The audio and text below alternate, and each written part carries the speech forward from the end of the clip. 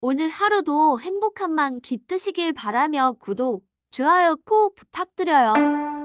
옛날 조선의 한 작은 마을에 비밀을 품은 사내가 떠돌고 있었다. 사람들은 그를 알아보지 못했고 그는 마치 거지처럼 초라한 옷을 걸치고 있었다. 하지만 그의 눈빛은 예사롭지 않았다. 그가 바로 조선의 암행어사였다. 그의 임무는 부정부패를 밝히고 백성들을 괴롭히는 권력자들을 처단하는 것이었다. 어느 날 암행어사는 몰락한 양반가의 집 앞을 지나가고 있었다. 그 집은 한때 번영했지만 지금은 폐허처럼 황량하게 변해 있었다. 암행어사는 문득 누군가의 시선을 느꼈다. 그가 고개를 돌리자 초라한 집 앞에 서 있는 여인을 발견했다. 그녀는 가난해 보였지만 그 속에 감추어진 기품과 강한 의지가 느껴졌다. 여인의 이름은 은이었다. 그녀는 몰락한 양반가의 마지막 자식으로 부모를 잃고 홀로 남아 이 고을에서 외롭게 살아가고 있었다. 그녀는 작은 텃밭을 일구며 하루하루를 버텨나가고 있었고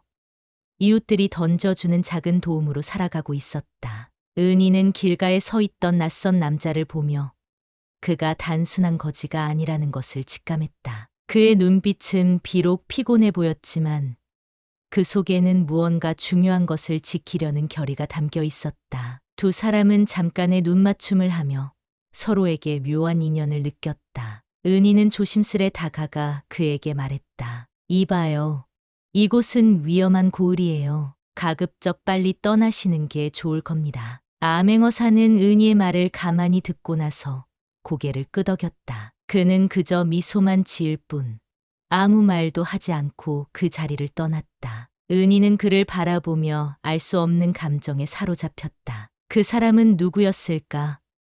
왜 내 마음이 이토록 흔들리는 걸까? 이유도 모를 두근거림은 며칠이 지나도록 계속되었다. 한편 이 고을에 부임한 사또는 부정부패를 일삼고 권력을 남용하여 사람들의 입과 귀를 닫게 만들고 공포에 질리도록 만들었다. 그리하여 사또가 만들어낸 가짜 소식을 장돌뱅이들을 이용하여 소문이 나게 하여 이 고을이 고통에 시달리는 것을 아는 사람은 이 고을 사람 빼고는 거의 없었다. 또한 사또의 아들인 영수는 권력의 힘을 남용하며 마을 사람들을 괴롭혔고 특히 젊은 여인들에게 집요하게 접근하며 희롱하기 일쑤였다. 재미있는 일이 없나 하고 마을을 배회하던 중 그는 은희를 처음으로 보게 되었다.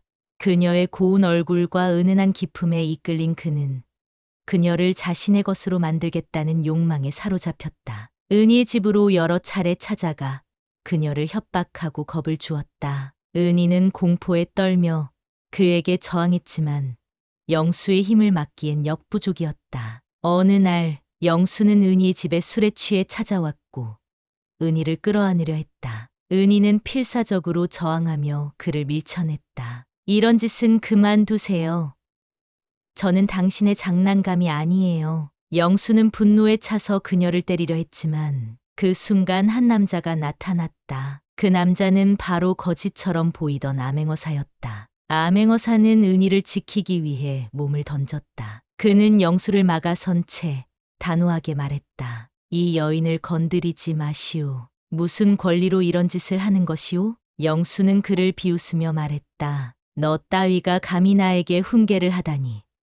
내가 누군지 알고 이러는 것이냐? 암행어사는 비록 자신의 신분을 밝힐 수 없었지만 한순간도 주저하지 않았다. 그는 영수와 치열한 몸싸움을 벌였고 마침내 영수를 밀쳐냈다. 영수는 그저 거지일 뿐이라고 생각했던 그 남자가 자신의 힘을 능가하자 놀라움을 감추지 못했다. 이봐, 내가 감히 내 앞에서 이러는 걸 두고 보지 않을 거다. 영수는 협박하며 떠났지만 암행어사는 전혀 두려워하지 않았다. 은희는 그런 암행어사의 모습을 보며 그의 용기와 결단력에 감동했다. 그녀는 그가 단순한 거지가 아니라 자신과 이 마을을 지키기 위해 여기 온 사람이라는 것을 확신하게 되었다. 그날 이후 은희는 암행어사가 자신을 찾아오길 기다렸다. 그녀는 그가 이 고을을 떠난 것이 아니길 바랐다. 그리고 며칠 후 은희는 텃밭을 가꾸고 있을 때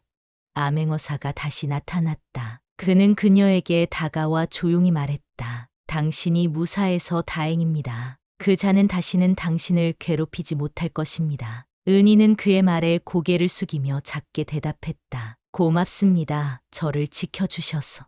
암행어사는 그녀의 곁에 앉아 천천히 그녀의 손을 잡았다. 그의 손은 거칠었지만 그 속에는 따뜻함이 담겨 있었다. 은희는 그와의 짧은 만남 속에서 그의 진심을 느꼈다. 그는 그저 자신을 도와주려는 것이 아니라 이 마을 전체를 구하려 하고 있었다. 은희는 용기를 내어 물었다. 당신은 대체 누구신가요?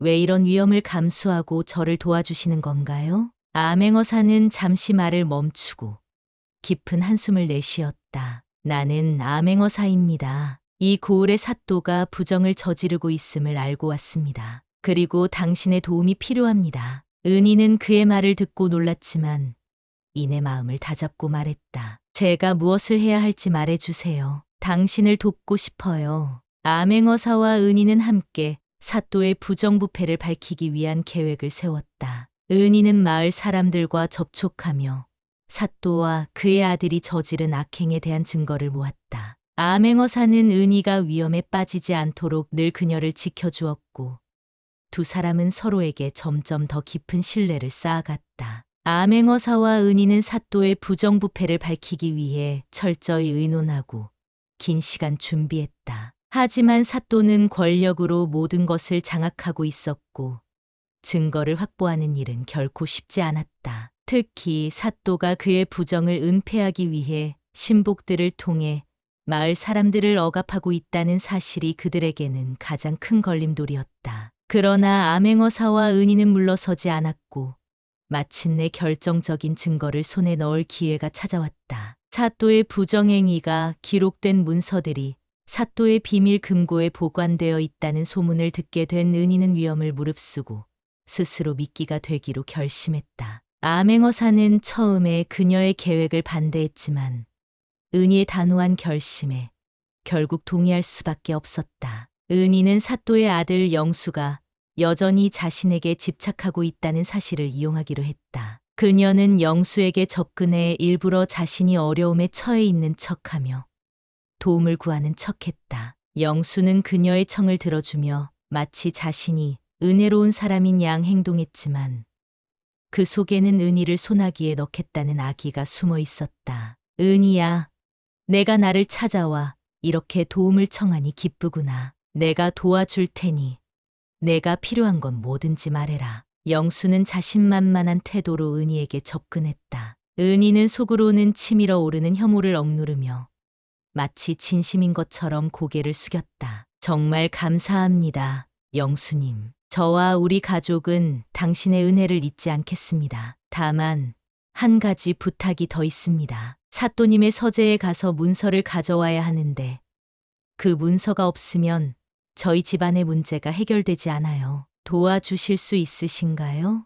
영수는 잠시 망설였지만 은희가 자신의 손에 달려있다는 생각에 문서를 가져오겠다고 약속했다. 그는 은희의 요청대로 몰래 아버지의 서재에 들어가 금고에서 문서를 꺼내 그녀에게 가져다 주었다. 그 문서가 바로 사또의 부정행위가 고스란히 기록된 문서였던 것이다. 은희는 영수에게 받은 문서를 들고 재빨리 암행어사의 은신처로 달려갔다. 그녀의 심장은 빠르게 뛰고 있었지만 그녀는 결코 멈추지 않았다. 그녀가 도착하자마자 암행어사는 문서를 확인하고 사또의 죄를 밝힐 수 있는 결정적인 증거임을 확신했다. 하지만 그때 영수가 자신이 속았다는 것을 깨닫고 은희 뒤를 쫓아왔다. 그는 분노에 차서 그녀를 잡으려 했다. 은희, 너 이 배신자.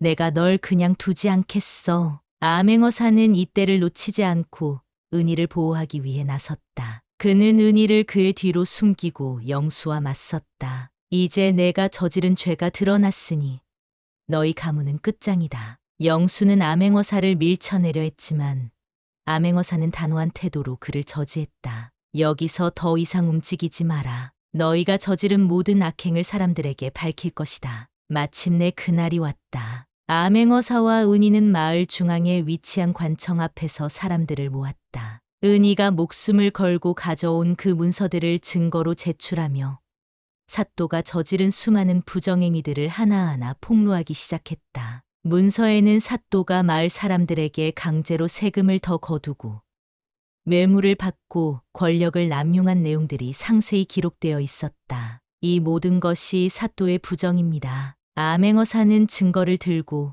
목소리를 높였다.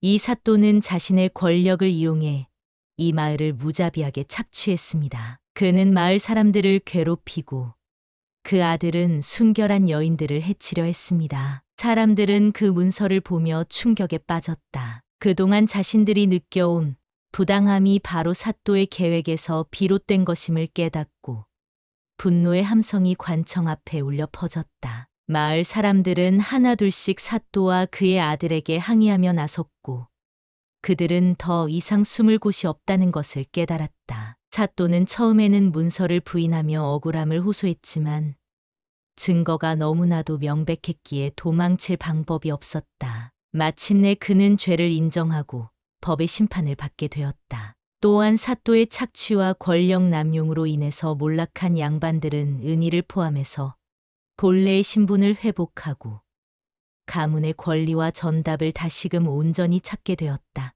사또의 아들 영수 역시 그동안 저지른 악행으로 인해 처벌을 받게 되었으며 마을 사람들은 다시 평화를 되찾았다. 이 모든 일이 끝난 후 암행어사는 이제 자신의 임무를 마쳤다는 사실을 깨달았다. 그는 떠나기 전 은희와 마지막으로 대화를 나누고자 했다. 은희는 그가 떠나지 않기를 바랐지만 그의 의무를 이해하고 있었다. 이제 떠나시겠군요.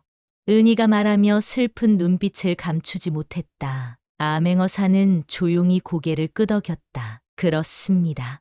하지만 떠나기 전에 꼭 전하고 싶은 말이 있습니다. 그는 은희의 손을 잡고 진지하게 말했다. 당신은 제게 아주 특별한 사람입니다. 이 모든 일 동안 당신과 함께했던 시간들은 저에게도 잊지 못할 추억이 되었습니다. 하지만 저는 암행어사로서 계속해서 나라를 돌아다녀야 합니다. 그렇기 때문에 당신과 함께할 수 없는 운명임을 안타깝게 생각합니다. 은희는 그의 말을 들으며 눈물을 글썽였지만 이내 고개를 들어 그를 바라보며 말했다. 당신의 의무를 이해해요. 하지만 제 마음은 언제나 당신 곁에 있을 것입니다. 그리울 때마다 오늘 이 순간을 기억할 거예요. 암행어사는 그녀의 용기와 사랑에 깊은 감사를 느꼈다. 두 사람은 뜨거운 포옹을 하며 잊혀지지 않을 열정적인 밤을 보냈다. 닭이 울고 해가 뜨는 시간, 그는 은희를 마지막으로 꼭 안아주며 이렇게 말했다. 우리의 인연은 이 순간 끝나는 것이 아닙니다. 언젠가 다시 만날 날이 올 것입니다. 암행어사는 떠났고 은희는 다시 홀로 남았다. 하지만 그녀는 더 이상 외롭지 않았다. 암행어사와 함께했던 시간들, 그리고 그가 남긴 약속이 그녀의 마음을 지탱해주고 있었기 때문이다. 몇 년 후, 은희는 마을에서 작은 서당을 열어 아이들을 가르치며 살아가고 있었다. 어느 날, 낯익은 모습의 남자가 그녀의 집 앞에 나타났다. 그는 더 이상 거지처럼 초라하지 않았고